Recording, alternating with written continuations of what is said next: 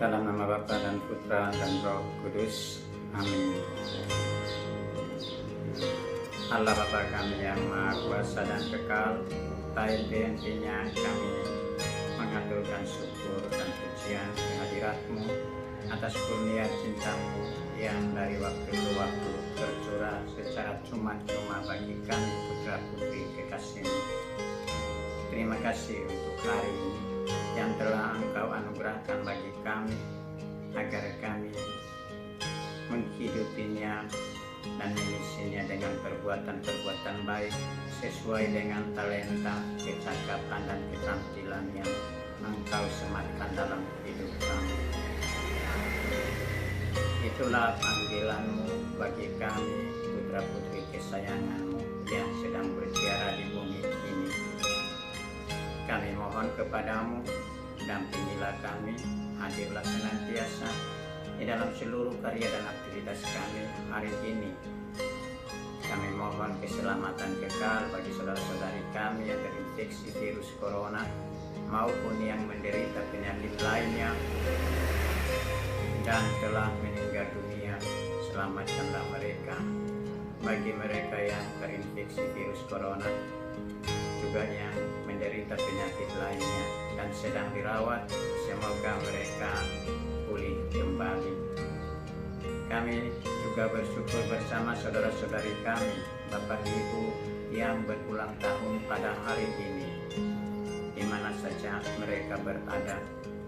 Semoga Engkau mencurahkan bagi mereka kurnia cinta-Mu di hari bahagia ini, agar menjalani hari-hari hidup ke depan dengan penuh sukacita, kegembiraan, dan sukses senantiasa dalam setiap cita-cita dan impian mereka.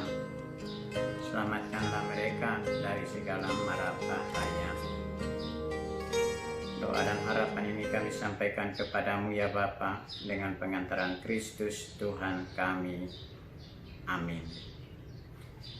Bapak, Ibu, saudara-saudari yang dicintai Allah, saya mengajak kita kembali untuk merenungkan sabda Allah bersama meja sabda kita hari ini, dengan menghayati iman kita di dalam usaha untuk mengandalkan Tuhan dalam seluruh hidup kita, teristimewa di saat-saat kita mengalami kesulitan. Mari kita dengarkan sabda Allah. Bacaan diambil dari Injil Matius pasal 11 ayat 20 sampai dengan ayat 24. Lalu Yesus mulai mengecam kota-kota yang tidak bertobat, sekalipun di situ ia paling banyak melakukan mujizat-mujizatnya. Celakalah engkau Korazim, celakalah engkau Betsaida, karena jika di Tirus dan di Sidon terjadi mujizat-mujizat yang telah terjadi di tengah-tengah kamu, sudah lama mereka bertobat dan berkabung. Tetapi aku berkata kepadamu, pada hari penghakiman tanggungan Tirus dan Sidon akan lebih ringan daripada tanggunganmu. Dan engkau Kapernaum, apakah engkau akan dinaikkan sampai ke langit? Tidak, engkau akan diturunkan sampai ke dunia orang mati. Karena jika di Sodom terjadi mujizat-mujizat yang telah terjadi di tengah-tengah kamu, kota itu tentu masih berdiri sampai hari ini. Tetapi aku berkata kepadamu, pada hari penghakiman, tanggungan negeri Sodom akan lebih ringan daripada tanggungan. Demikianlah Injil Tuhan. Terpujilah Kristus. Bapak, Ibu, saudara-saudari pencinta sabda Allah yang dicintai Tuhan, saya mengajak kita di hari Selasa 15 Juli 2020 ini, kita bermenung bersama dengan meja sabda kita di bawah tema beriman berarti berusaha untuk menghayatinya di dalam usaha mengandalkan Tuhan dalam seluruh hidup kita, teristimewa di saat-saat kita mengalami kesulitan, tantangan, dan seterusnya. Kita berangkat dari meja sabda bacaan pertama hari ini. Nabi Yesaya menubuatkan tentang krisis yang dialami Raja Ahaz. Kita bisa melihat bahwa krisis dalam hidup manusia sebenarnya menunjukkan ada satu keadaan urgen yang harus segera ditangani dan diselesaikan. Dan untuk dunia saat ini, di era telepon genggam ini atau media elektronik begitu berkembang pesat, kita tinggal menekan nomor seseorang teman dan menghubunginya ketika dalam keadaan sulit untuk memohon atau untuk mendapat jalan keluar di dalam kesulitan itu. Dengannya kita memperoleh jalan keluar atau solusi untuknya. Umumnya atau sebagian orang sudah tidak lagi memanjatkan doa kepada Allah yang bisa memenuhi kebutuhan jiwa dan raga kita atau hati kita.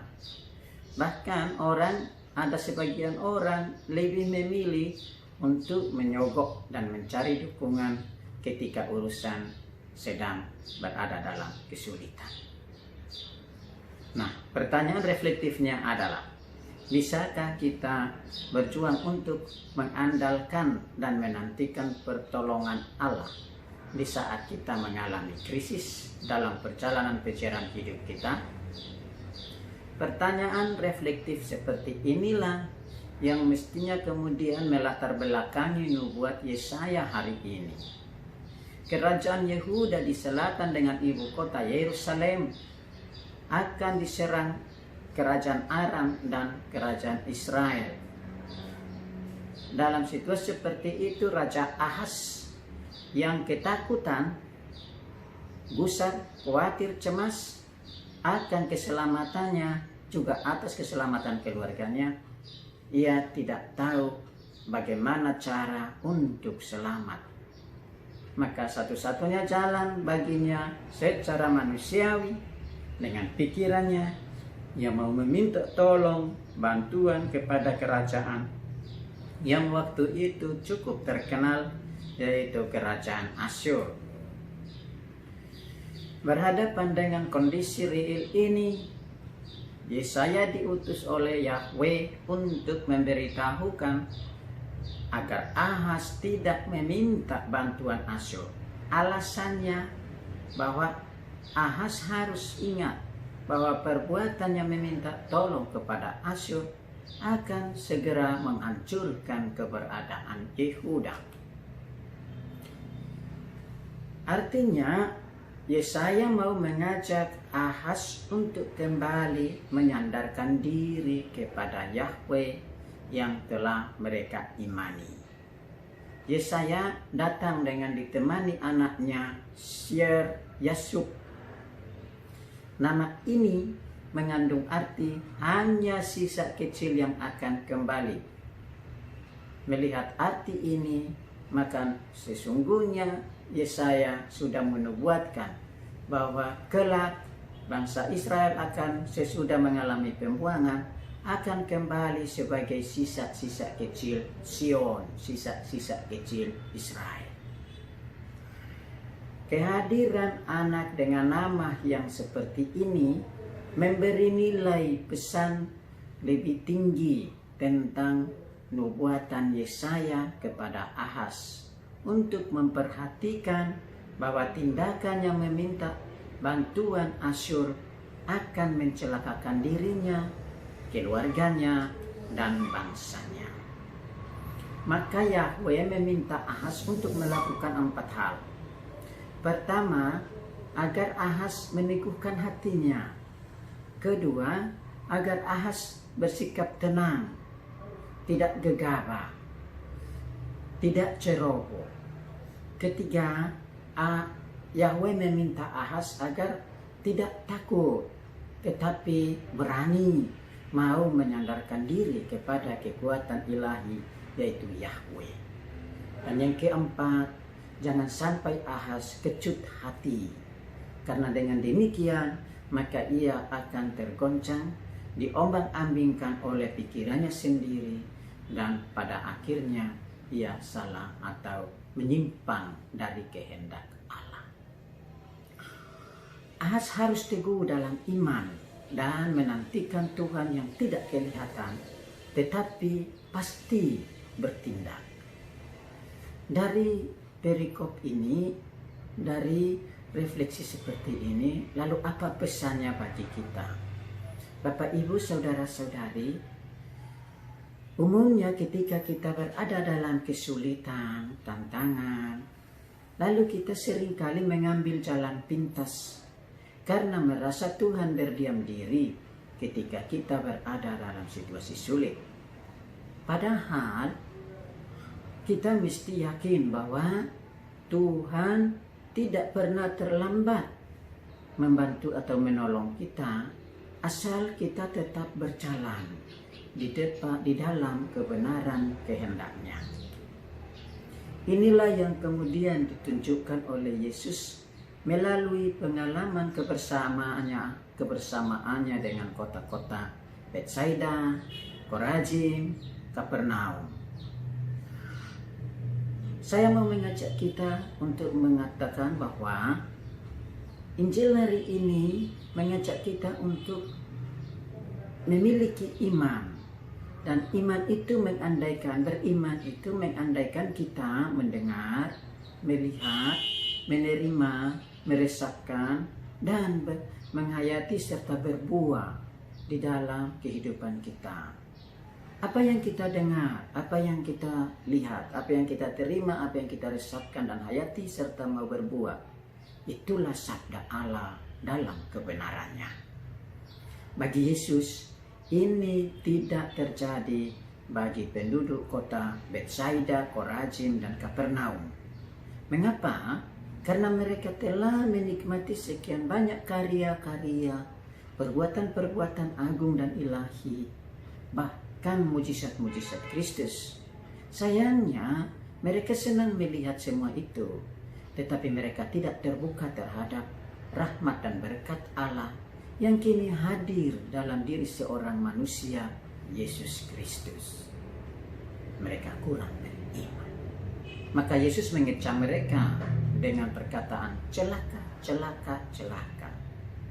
Yesus membeberkan keberadaan kota-kota itu agar mereka sadar dan mengenali diri. Dan undangan Yesus itu ibarat air sejuk bagi orang yang akan mati haus di padang gurun. Berbahagialah kita yang telah menikmati kelegaan dan ketenangan dari Yesus.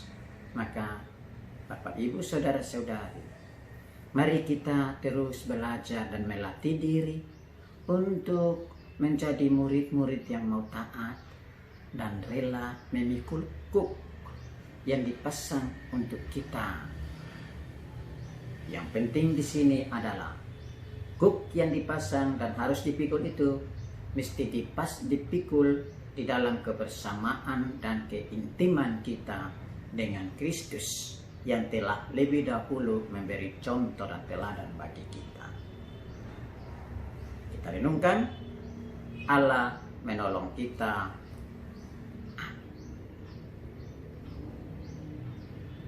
Dalam nama Bapa dan Putra dan Roh Kudus. Amin.